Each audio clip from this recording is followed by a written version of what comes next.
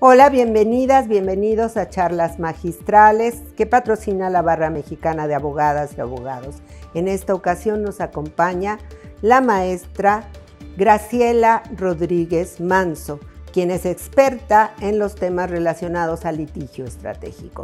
Hablaremos de qué consiste el litigio estratégico, cómo las y los abogados podemos utilizarlo en la defensa de nuestros casos, cómo las y los juzgadores tienen que fallar conforme a estos principios y cómo utilizar el sistema interamericano de protección y defensa de los derechos humanos. Por favor, acompáñenos y envíenos sus comentarios.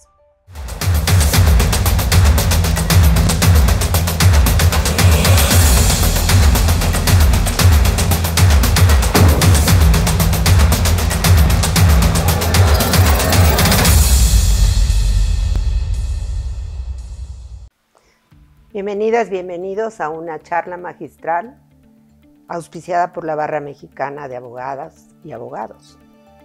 En esta ocasión tenemos la presencia de la maestra Graciela Rodríguez Manso, una destacada jurista, conocedora del trabajo internacional que se desarrolla en los mecanismos protectores de derechos humanos. Vamos a ver una breve reseña curricular. Graciela Rodríguez Manso es abogada por la Escuela Libre de Derecho y maestra en Derechos Fundamentales por la Universidad Carlos III de Madrid. Actualmente es directora ejecutiva de la Comisión Mexicana de Defensa y Promoción de los Derechos Humanos y profesora titular de Derechos Humanos en la Escuela Libre de Derecho.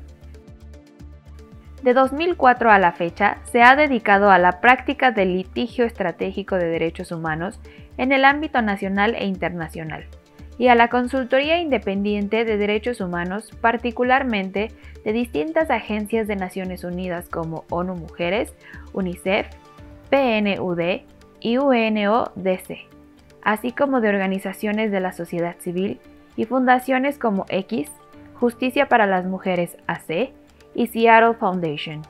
En 2014 fue directora general adjunta de Asuntos Jurídicos de la CONAVIM. De 2011 a 2013 fue asesora del Ombudsperson de la Ciudad de México y ha escrito varias publicaciones en materia de derechos humanos.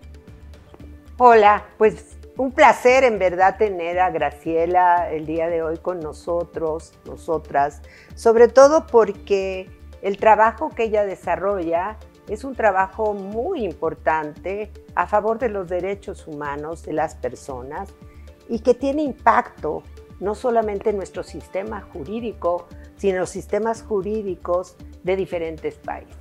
Le damos la bienvenida, la tenemos aquí. Ella dirige actualmente una organización muy destacada en el trabajo de defensa y promoción de derechos humanos, que es la Comisión Mexicana de Defensa y Promoción de los Derechos Humanos, y quienes llevan a cabo en buena medida parte de este trabajo que se hace en los mecanismos internacionales. Graciela, a mí me gustaría iniciar con una pregunta. Claro. ¿Qué es el litigio estratégico? Porque últimamente todo el mundo habla de litigio estratégico y nadie termina diciendo qué significa. Muchas gracias, Pati, por la invitación. Encantada de estar acá contigo y con el auditorio. Pues mira, el litigio estratégico es el litigio que se lleva a cabo para buscar sentar determinados precedentes judiciales que permitan mover las causas de violaciones de derechos humanos, es decir, atender a las causas de violaciones de derechos humanos y que esto logre un cambio significativo en la forma en que se juzgan los casos de determinadas violaciones de derechos humanos. Yo lo dejaría ahí. Ahora, eso es en cuanto al litigio estratégico como tal, duro y puro. Pero en realidad el litigio estratégico a lo largo de muchos años que se ha ido desarrollando, en realidad no solamente se caracteriza por llevar casos ante las sedes judiciales, sino implementar una cierta defensa. Por eso ahora el litigio estratégico también se llama como defensa estratégica de derechos humanos, que no solamente implica el litigio como tal ante tribunales, sino que implica una serie de medidas y una serie de acciones, tanto de incidencia como de investigación, como de documentación de casos, que permitan de alguna forma visibilizar las causas de violaciones de derechos humanos y con ello tratar de incidir en los pronunciamientos judiciales, básicamente. A mí me parece muy importante esta definición porque creo que en México somos lamentablemente clientes frecuentes de los sistemas de protección de derechos humanos en el mundo y particularmente en el sistema interamericano. Sí. Yo siempre he dicho que el contar con una comisión de derechos humanos a nivel del sistema interamericano y una corte, ¿verdad?, especializada en la defensa de los derechos humanos es un gran logro para la región.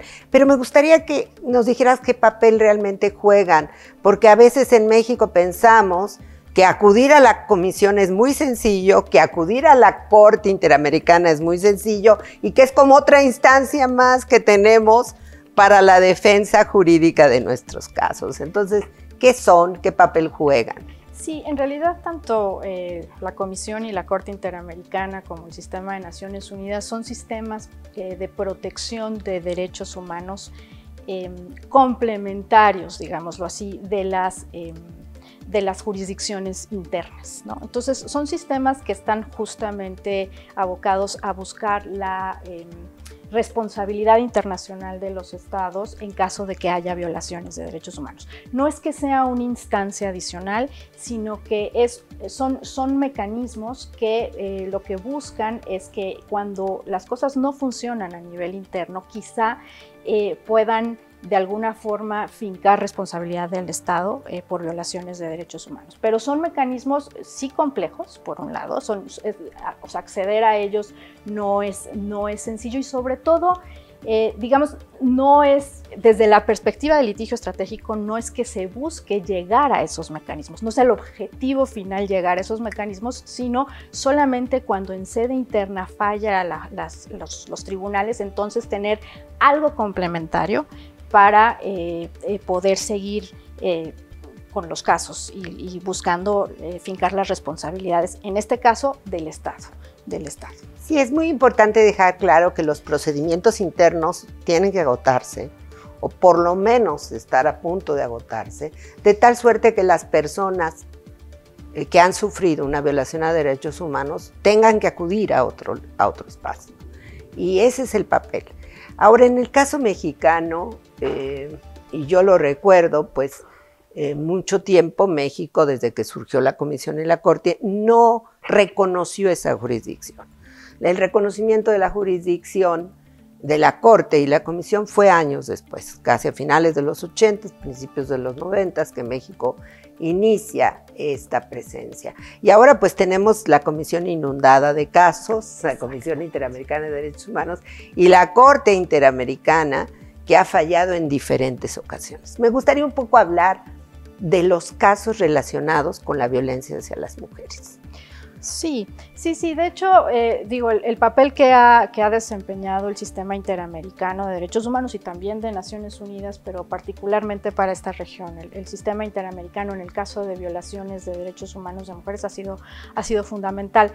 Como tú lo has dicho, es un mecanismo, o sea, es un sistema que está totalmente, pues, lleno de casos, ¿no? O sea, por eso insisto, la panacea no es la panacea, ni mucho menos, pero el trabajo que ha desempeñado el Sistema Interamericano es justamente la generación de precedentes importantes cuyos pronunciamientos pueden ser utilizados en sede interna para lograr avanzar en las causas de violaciones graves de derechos humanos. Y entonces, bueno, en el ámbito de violencia contra las mujeres, pues tenemos casos importantísimos de la Corte Interamericana, como por ejemplo los casos de Inés y Valentina, que tiene que ver con violaciones sexuales que fueron calificadas por la Corte Interamericana como tortura sexual cometidas por miembros del ejército. El caso reciente, reciente relativamente de Atenco, ¿no?, que también tiene que ver con tortura sexual cometida por policías.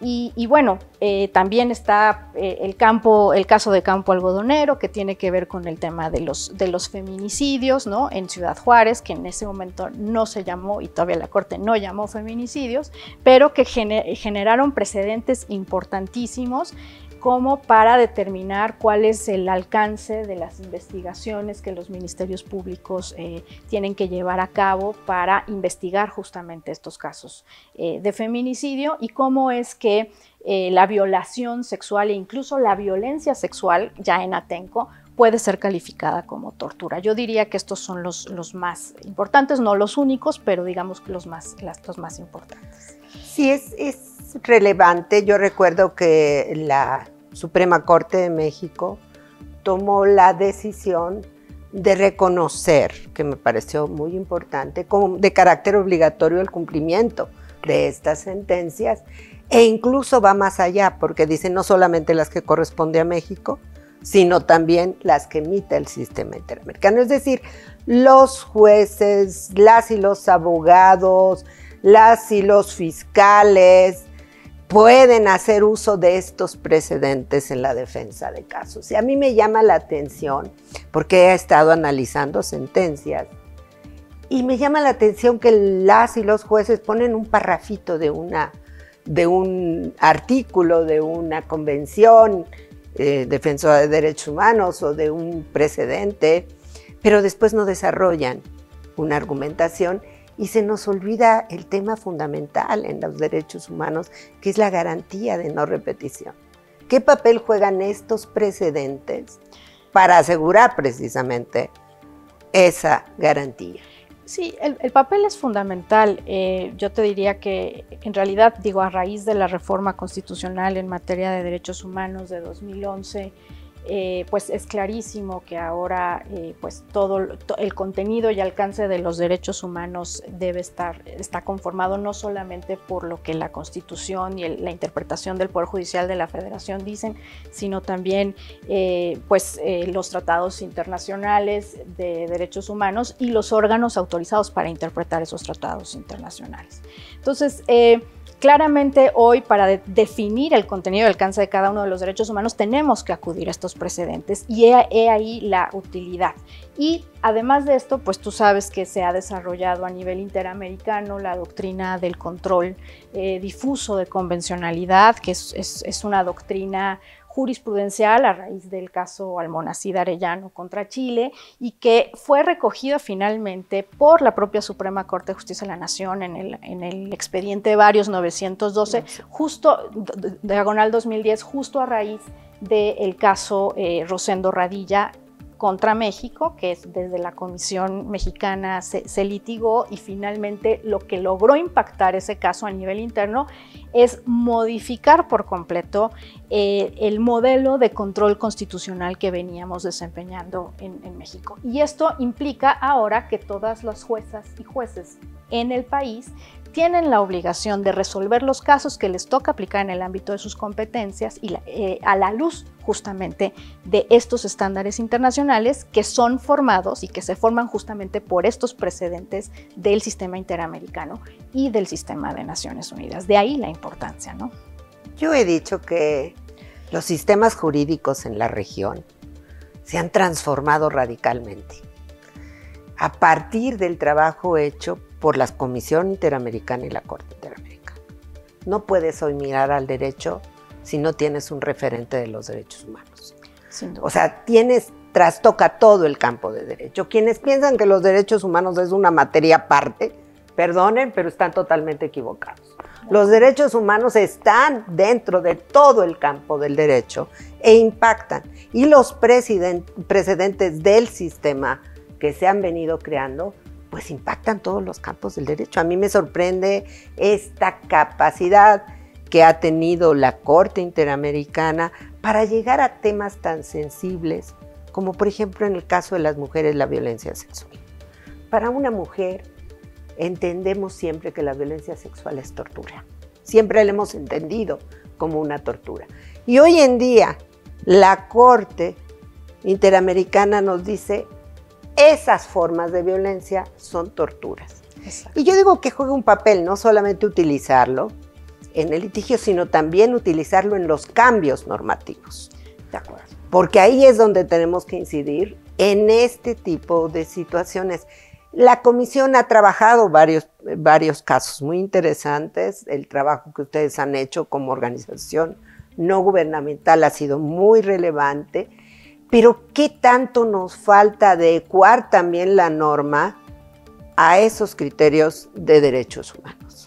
Sí, de hecho, y lo mencionabas, y creo que no te contesté en su momento, que fue el tema de las garantías de no repetición, y creo que tiene que ver justamente con esto, ¿no? O sea, dentro de las medidas de reparación que las propias sentencias de la Corte Interamericana pueden dictar, está justamente la modificación, no solamente de la legislación a la luz de los estándares internacionales, sino inclusive de la interpretación de esa legislación a la luz de los estándares interamericanos o internacionales en general.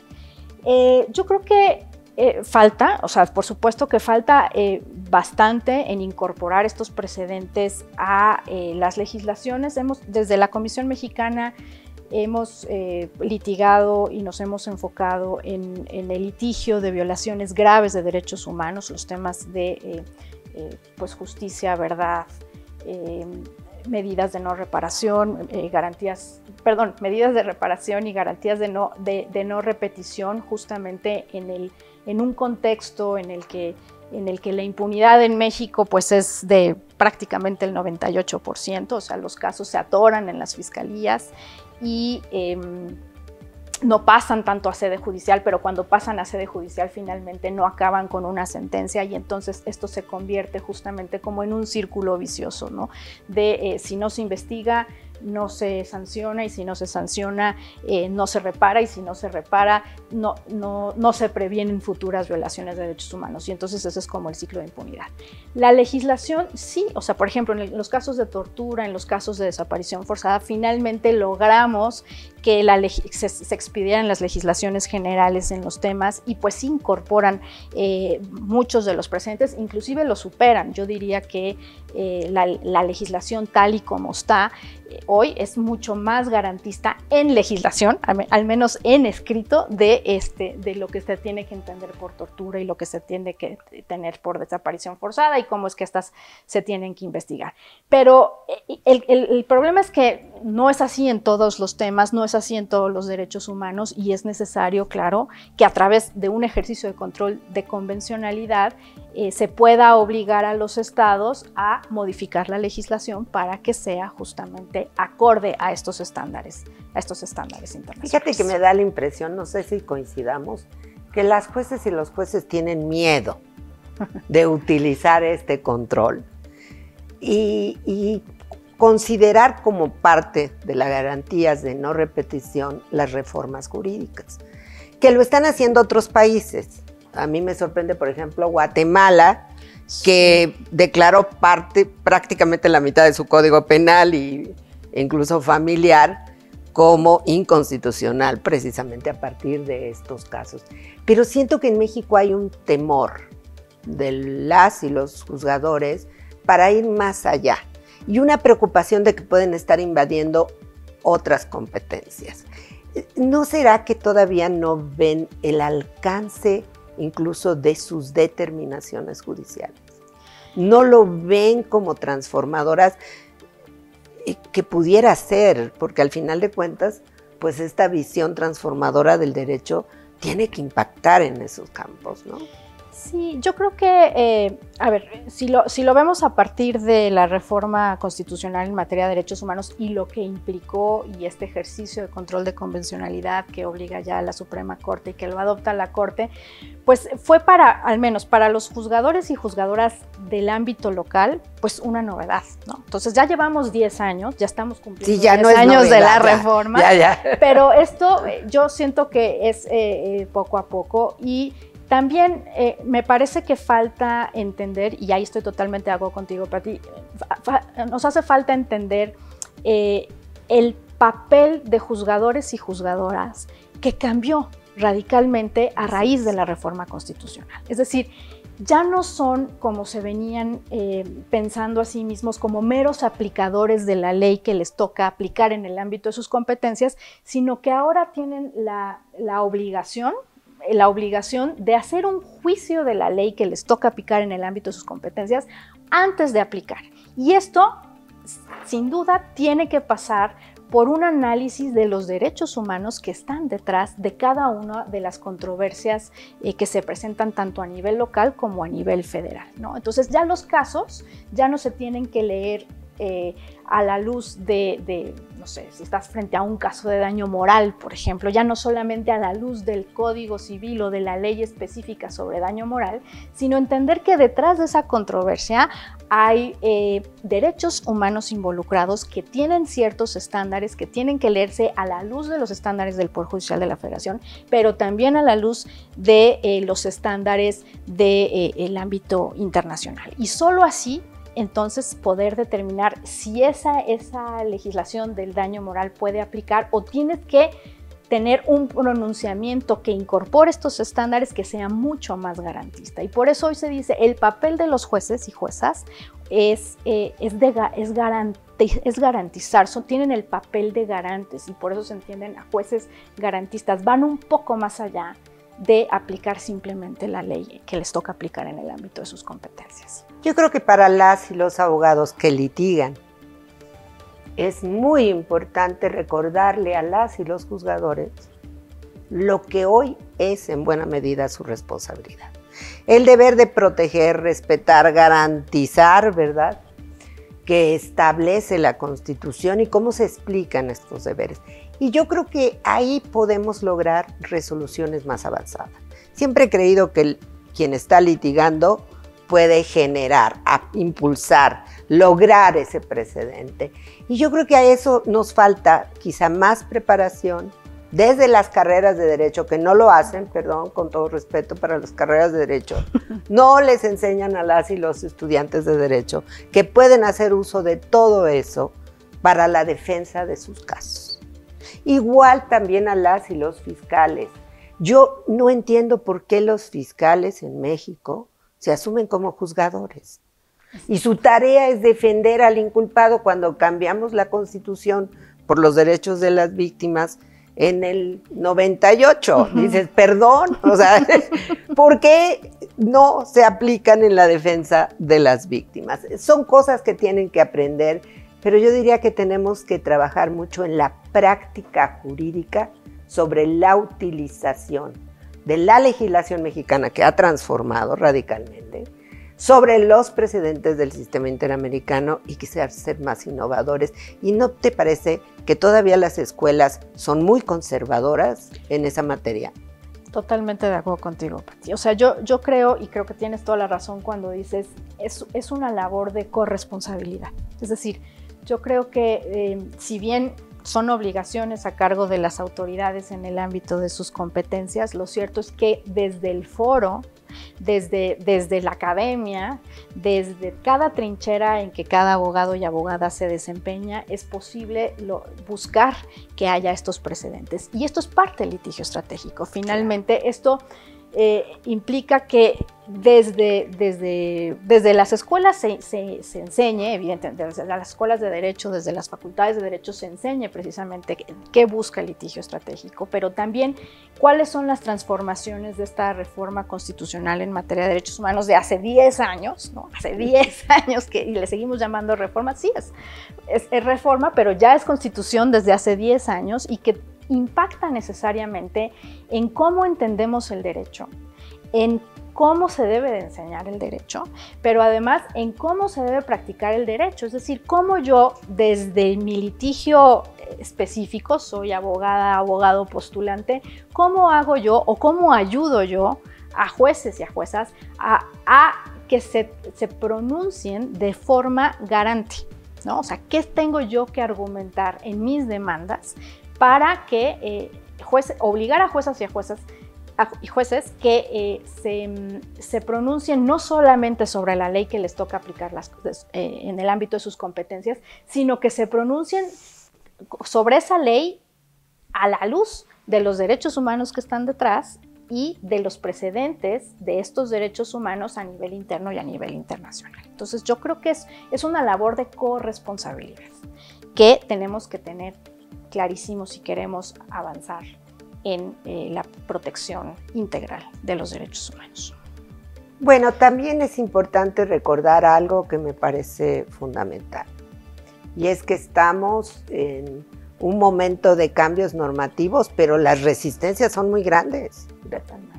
Tenemos esta reforma en materia de derecho penal, pero sin embargo tenemos una resistencia tan grande de las autoridades a aplicar esta reforma que también nos puede colocar en un tema regresivo muy grave en la defensa de derechos humanos. ¿Qué opinarías de eso, de estos cambios que ha propuesto la Fiscalía General de la República? Bueno, sí, en realidad es muy preocupante, esta reforma, esta nueva ley de la Fiscalía que acaban de emitir y que rompe por completo el estándar que se había logrado con la ley orgánica anterior de la Fiscalía General de la República.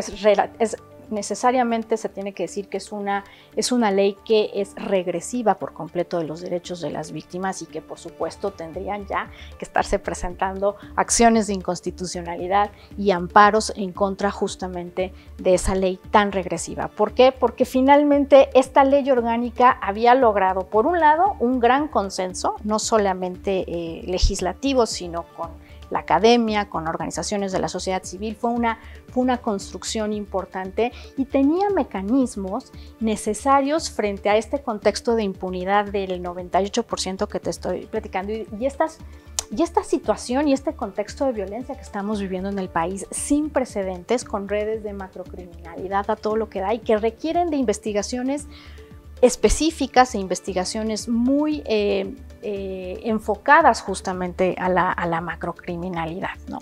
Y la ley orgánica tenía estas medidas, buscaba o establecía finalmente mecanismos como para iniciar estas investigaciones no solamente de caso por caso, sino de fenómenos criminales que lo podíamos hacer. Tenía también esta legislación, la ley orgánica, mecanismos de rendición de cuentas sobre el trabajo específico que tenía que desempeñar la Fiscalía. Y desgraciadamente pues se aprueba una nueva ley que rompe con todos estos estándares y rompe con justamente los mecanismos necesarios que en todo caso las miles de víctimas del país tenían en sus manos como para poder avanzar. Pues sí. Tenemos mucho que platicar acerca de estas reformas propuestas. Yo creo que es totalmente inconstitucional porque rompe con el artículo 20 de la Constitución de entrada. Pero bueno, lo que tenemos que seguir es reflexionando sobre cuál debe ser el papel de las y los abogados en la defensa del Estado de Derecho. Pero sobre todo reflexionar sobre qué país queremos. Un país en donde se respetan y se defienden los derechos humanos o un país en donde se violan cotidianamente. No vamos a acabar con la impunidad si no logramos el respeto a los derechos humanos. Y la verdad, pues yo creo que esta es una plática que la tenemos que repetir para todas y todos los abogados y un saludo para todos ellos. Gracias. Muchas gracias, Pati. Encantada de estar acá y sí, totalmente de acuerdo contigo. Hay que seguir platicando, conversando y sobre todo trabajando en conjunto para lograr un mejor país. Como ustedes han podido observar de esta charla, tenemos muchísimo que aprender. Las escuelas y facultades de Derecho tienen que hacer un esfuerzo adicional.